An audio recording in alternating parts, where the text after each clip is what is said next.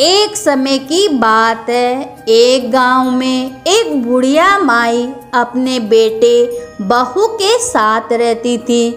उसका बेटा दूसरे गांव में कमाने के लिए गया हुआ था।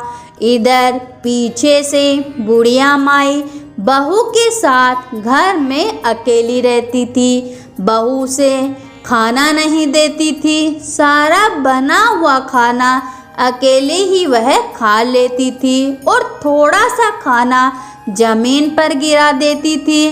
जब सास भोजन के लिए पूछती तो वह चूहों का झूठा नाम लगा देती और कहती, पता नहीं माँ जी, खाना तो रखा था, शायद चूहों ने खा लिया। बुढ़िया माई श्री गणेश जी महाराज की परम भक्त थी। सुबह शाम गणेश जी महाराज की पूजा अर्चना किया करती थी। एक दिन एक डाकिया चिट्ठी लेकर आता है। उस चिट्ठी में लिखा था कि उसका बेटा वापस आ रहा है। यह सुनकर बुढ़िया माई बहुत खुश हो जाती है। उधर उसकी पत्नी ने सोचा कि पति के आने से पहले वह घर का सारा काम कर लेगी। यह सोचकर वह रात को जल्दी सो गई।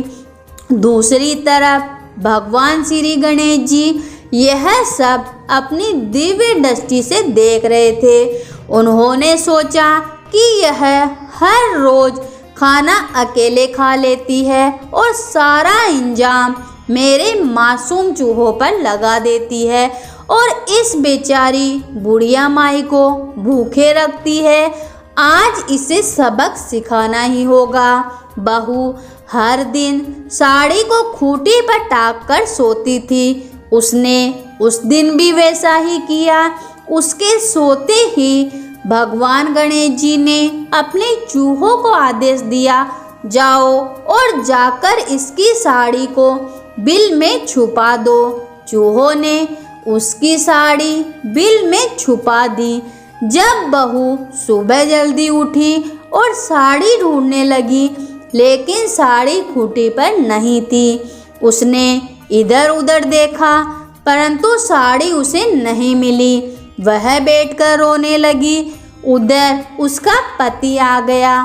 सास ने उसको आवाज लगाई, बहू देख, मेरा बेटा आ गया है। तब बहू कुछ नहीं बोली। सास ने फिर आवाज लगाई।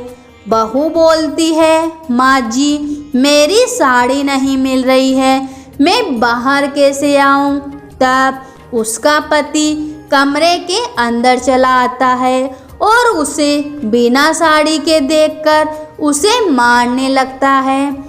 कहता है कि बंद कमरे से साड़ी कहाँ जाएगी? उतने में बुढ़िया माई भी अंदर आ जाती है। वह इधर उधर देखती है। उसे साड़ी का पल्लू चूहे के बिल में दिख जाता है। बुढ़िया माई कहती है, बहू सच कह रही है, वह रही उसकी साड़ी चूहों के बिल में। बहू सास के पैर पकड़ लेती है और कहती है, माँ जी, मुझे माफ़ कर दीजिए, मेरी करनी मेरे साथ। मैं हर रोज भोजन चुरा कर खाती और चूहों का नाम लगा देती, इसलिए गणेश जी महाराज ने मुझे इसकी सजा दी है। उसके बाद से ही उसे गणेश जी महाराज पर अटूट लगाव हो गया, भक्ति हो गई। वह हर सुबह अपनी सास के साथ पूर्ण श्रद्धा भाव से गणेश जी महाराज की पूजा पाठ करने लगी और उन्हें लड्डू, मोदक, फल, मिठाई अनेक प्रकार के भोग लगाने लगी। गणेश जी महाराज भी ये सब देखकर बहुत प्रसन्न हुए और उनकी कृपा से उनके घर में सुख समृद्धि आने लगी और वे सब खुशी खुशी अपना जीवन बिताने लगे। तो बोलो गणेश जी महाराज की जय हो।